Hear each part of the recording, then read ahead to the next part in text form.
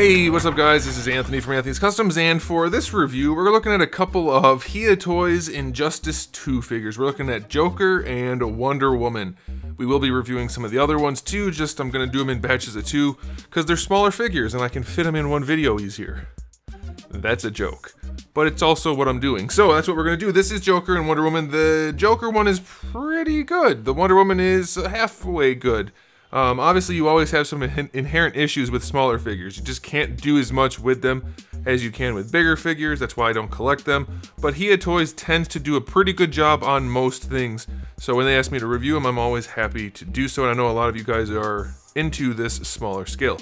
So we're going to take a look at them. We're going to get them both done in one video. So let's get them off the stand and take a closer look. Joker stands just about 10.5 centimeters, a little bit more than that, which makes him pretty close to 4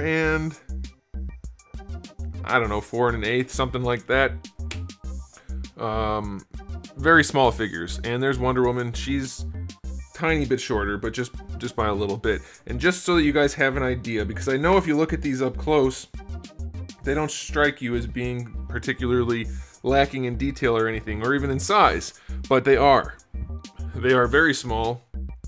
Here it is up against the Marvel Legends Gambit figure. So you can see why it's impressive how much detail they pack into these guys.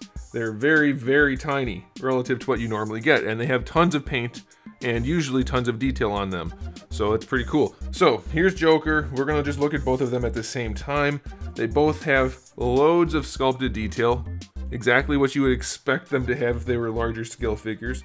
Paint job matches, shading, detail paintwork, everything you would need. Joker's jacket has kind of like this dirtiness to it at the bottom. Same thing for his boots, or shoes I guess, and pants. Very nicely done. Lots of shading. The hair has shading. Wonder Woman has these different color panels in her pants, and then the gold along her corset thingy. All very nicely detailed. The only downside that I see to Wonder Woman, only big downside anyway, is her face is still very cartoonish.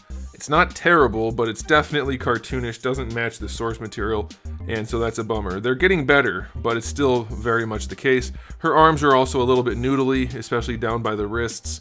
Definitely could be better there, but still, lots of nice detail, sculpt work, shading. That's very cool. Joker, I don't really have too much to say that's negative about him. His is all around pretty solid. His face is a little bit cartoonish, but being the Joker, he can get away with it because it's not supposed to look normal anyway. So that is all right. So detail-wise, I'm going to give these guys both, I'll give them an 8. Wonder Woman could definitely be better. He's definitely a high 8, she's a low 8, but they're still, for the size, impressively well detailed. I mean, we have tons of detail relative to like a 6-inch scale figure for the $20 price point. So that's why these guys get a high score. As far as accessories go, they do each have one of those metallic purple base plates, which I hate, but they are included, and they have a peg so you can help them stand with that.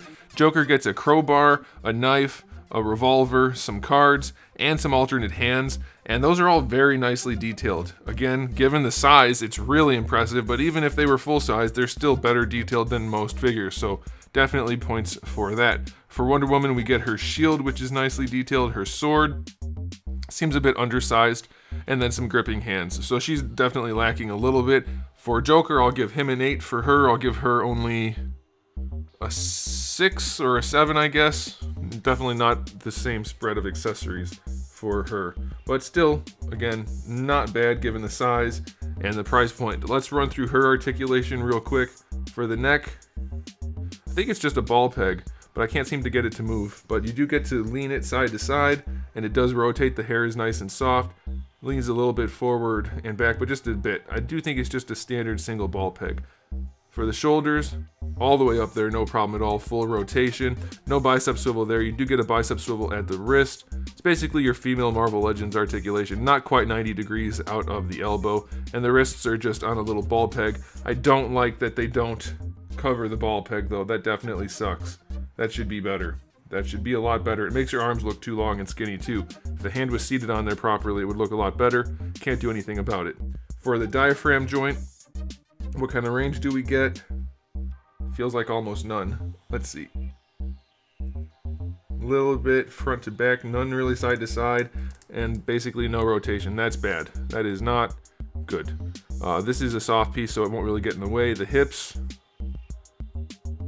oh, they go out pretty far. That's pretty good. That's all right. Going forward, not anywhere near as far.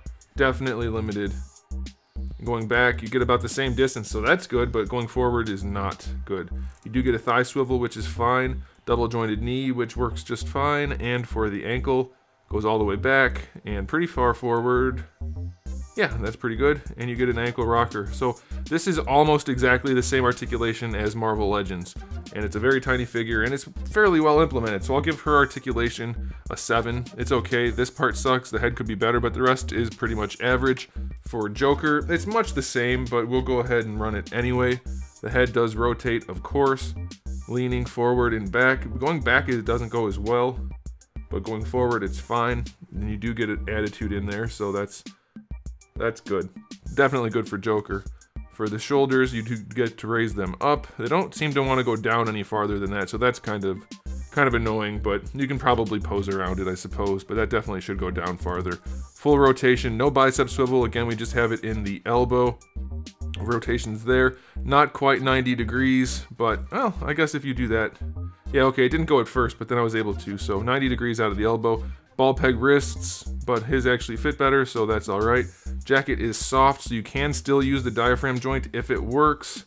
His is just about as good as hers, though, very limited. Waist joint, though, is really nice on him. You can lean it forward and back quite a lot. Side to side, too, and you get some more rotation out of that, so that's good. We do have the vest here, which is folded down. It's soft material. How is it going to impact the hips? I don't know. Let's find out. They still go out pretty far. Yeah, that's pretty good. The hips work nicely. Going out to the side, going forward, and back. They don't go back as far, but they do get a little bit better range going forward compared to Wonder Woman.